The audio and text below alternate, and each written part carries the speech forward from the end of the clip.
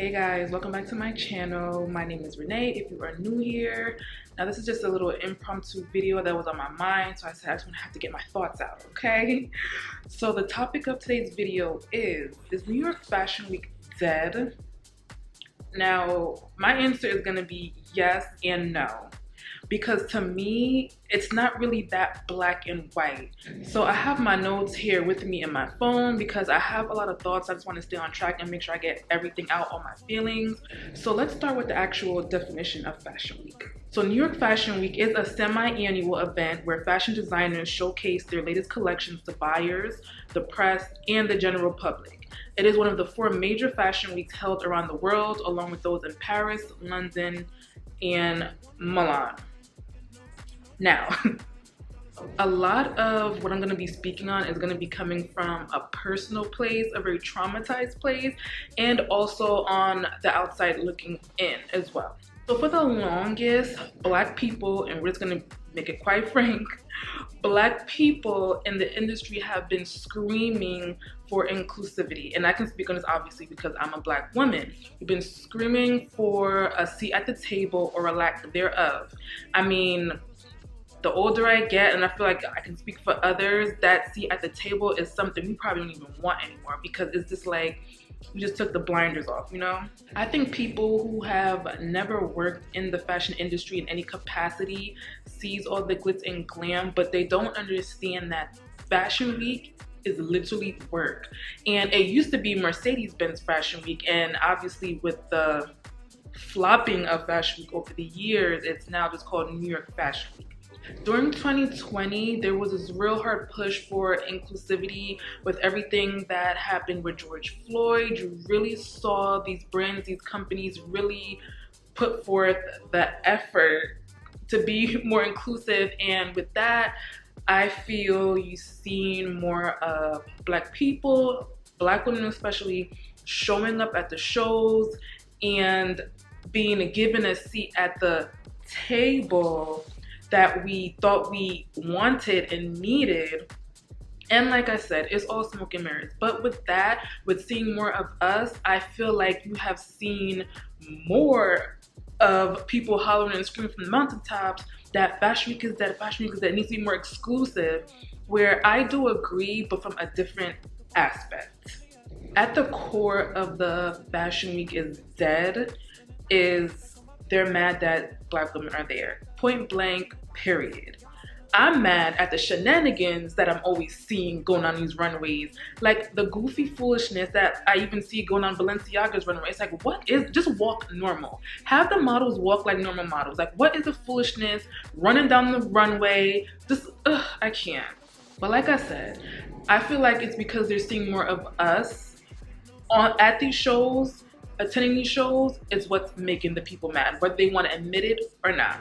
Now this year, I worked backstage. I was backstage working for a brand called Atelier Indigo, and it was work, okay? It's a beautiful line.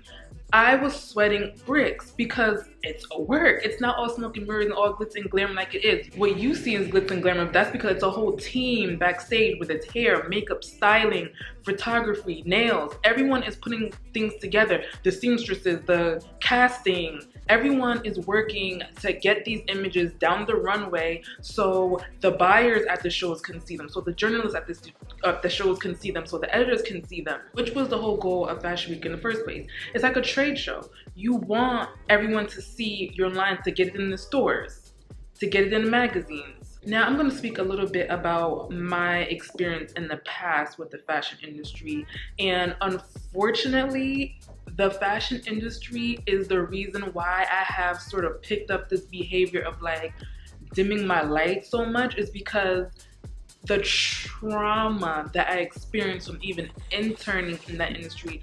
And I interned for a specific company that I don't think I'm gonna name the name, but it was probably the worst experience of my life. No matter how hard you work, you're never gonna be them. And that's just a simple fact. But this was a different time where you couldn't really speak up because no one's gonna really listen to you like they do now.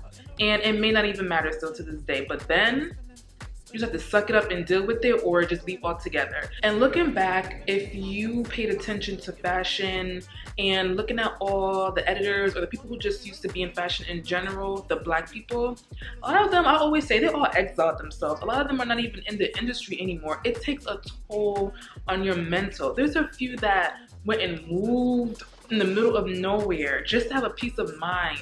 Just even thinking about the fashion industry literally is enough to make you vomit. Like, I'm not even joking. I don't quite remember the exact year this article came out, but Lindsay Peoples, who is now the editor-in-chief of The Cup, put out an article where it basically interviewed so many Black people in the industry over the years, and everyone pretty much exposed their experience in the industry. Some remained anonymous, because you really don't want to be blackballed. It's very easy to be blackballed in this industry, and the amount of people who came out and the experiences that they had, the whole time just reading these experiences, I'm just like, it's exactly why I quit. It's exactly why I'll never go back.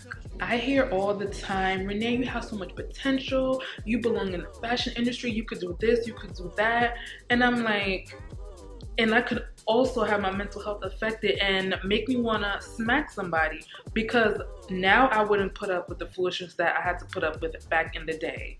But I don't want to put myself back in a situation where I'm going to be re-traumatized. I could be a buyer, I could be a stylist. Now I pretty much take matters into my own hands. YouTube is my outlet to speak about fashion. I have my website, which is my outlet, and I do my own personal styling, which I basically just have the best of both worlds. I can sort of control the energy that I'm around, and I don't necessarily have to deal with the powers that be. What went wrong with Fashion Week? When did it take a turn? In my opinion, well, really I know, is when Fashions Night Out happened in the city. Now, I remember exactly where I was when it happened. Fashions Night Out was like a thing that they did, like an event where they had all of the stores in the city participate. They like had them stay open for longer hours. They were giving out free gifts, prizes, all kind of stuff. I don't really know what was the purpose of it. I don't know if they were trying to get more outsiders involved into the whole Fashion Week thing. I don't know like what made it take such a turn after that, but it just watered down the work of Fashion Week, the actual business of it, for lack of a better word. I remember exactly where I was. I was working at Nordstrom at the time, and I couldn't attend, and I was like, oh, I wish I could go. They're having this thing called Fashion Night Out in the city, and I'm stuck here. I was still in college, so I was like annoyed. I was ready to just like, oh, I should have called out and just went. But clearly that's where it took a turn for the worse.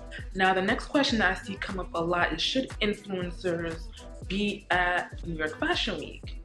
And in my opinion, fashion influencers definitely should be at Fashion Week. Non-fashion influencers based on their large following should not be at Fashion Week, because really, what is the point? The goal of New York Fashion Week is for these brands to get exposure and at the end of the day, make money. Now, what ROI is a brand or a company going to get by inviting an influencer whose target audience has nothing to do with fashion? They don't go to their pages or go to that influencer for fashion advice. They don't put their money into fashion and accessories. Make it make sense. Now, an influencer whose content is basically strictly fashion, it makes sense because their audience comes to them for fashion advice. A lot of people these days are easily influenced. Their favorite person on the internet could tell them, go buy this top, go buy these shoes, and they're gonna do it whether they need it or not. Unfortunately, a lot of people these days can't think for themselves, and they really don't know their own style, so they pretty much look to their favorite person on the internet to sort of guide them, and that may just be how they develop and learn their own personal style. So a company is going to benefit from a consumer who has no self-control, essentially. We are in a capitalistic society, whether we like it or not, and money talks. A lot of the issue comes up where you're seeing these influencers that have high follower counts in the front rows, but you don't see the buyers, you don't see the editors, you don't see the stylists, or they're like in the third row and they're standing when they really need to see the looks. We have to think about how people shop these days, and a lot of people are not going into the malls anymore. They're not going into the department stores. They're not going into the Saks and the Bloomies. Barney's done shut down. They're not going into Bergdorf's. A lot of the time you go in there and there's no inventory. So think about it. Like I said, these people are going to their favorite influencer to influence them on what to buy next, on how to style something. A lot of times they're going to the internet, and that's just that. So really think about it. Is the buyer the most important person in the front row? Is the editor or the stylist? In my opinion, they still are the most important, because I just come from a different time of styling and fashion. But a lot of times you just have to pivot and stay up to the times. And where are they gonna get their biggest ROI? The fashion influencers. And yes, the fashion influencers, again, they should be at the shows. It's a different form of marketing, whether you like it or not. And quite frankly, I like seeing people who look like me in the front rows. Now, I follow London Girl NYC on Instagram, and anyone who knows, like, she is that girl when it comes to fashion. She knows all her fashion history. She knows references, seasons, collections, all that good stuff. Now, she made a post that Fashion Week needs to end and start over again.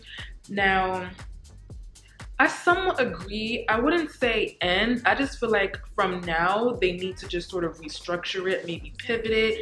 It needs to go back to being more serious, go back to being what it was intended for business, for work. The most important people who need to be there needs to be there. No more of the shenanigans coming down the runway. I saw one show this season where some random guy just sort of crashed the show. He had on like a shower cap and like some clear apron, and no one batted an eyelash. Like, they assumed that this tacky, goofy look was a part of the show. And that's where I'm like, this is just, something has to be done. The industry needs to buckle down on the foolishness and get back to the work. As far as the fashion industry being more exclusive, it cannot go back to its gatekeeping ways. And that's me using the word gatekeeping correctly, because people just throw that word around all willy-nilly these days, and it gets on my nerves. The industry used to gatekeep, and it cannot be that way, because a lot of times they would steal the sauce, not give any credit, or, you know, try to keep us out, you know, and it just cannot go back to being that way. One really amazing aspect to Fashion Week is the Black in Fashion Council, and they are doing some really amazing work over there. They were showing this Fashion Week in Spring Studios. That may be where they always are, but that's where I saw it this year. And it is headed by Lindsay Peoples again over at The Cut, and I believe Sandrine Charles is her name. I'm not sure whoever else is involved, but those are the two names that I recognize. They showcase emerging Black brands, and it gives them exposure, and it gives the consumer a chance to come in and feel the product and look to see like what they have to offer, whereas any other time they may just be online, or maybe they're in another country or another state where you may not have access to them as easily. There's a lot of Black brands out there that deserve the exposure, and this organization is doing an amazing job at allowing that. Okay guys, so those are all my thoughts on New York Fashion Week. Now let me know down below, do you agree? Do you think Fashion Week is dead? Do you think it's still alive and thriving? Or can you see it from both sides of the fence like me? Leave all your comments down below. So as always, don't forget to hit that subscription button. That way you are subscribed to my channel, and that notification bell wherever it is on the screen. That way you're notified every time I upload a video. And don't forget to follow me on all my social media channels, Instagram, TikTok, my website, RENEELENNOX.com, all the good stuff. And until next time, bye.